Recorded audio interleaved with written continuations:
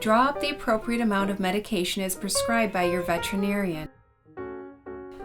Using a towel, gently hold your bird in your hand by picking him up around his body, ensuring your hand is not over its chest, as this restricts their breathing.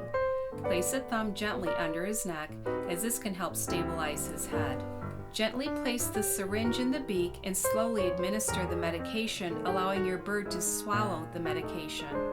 Gently set your bird down.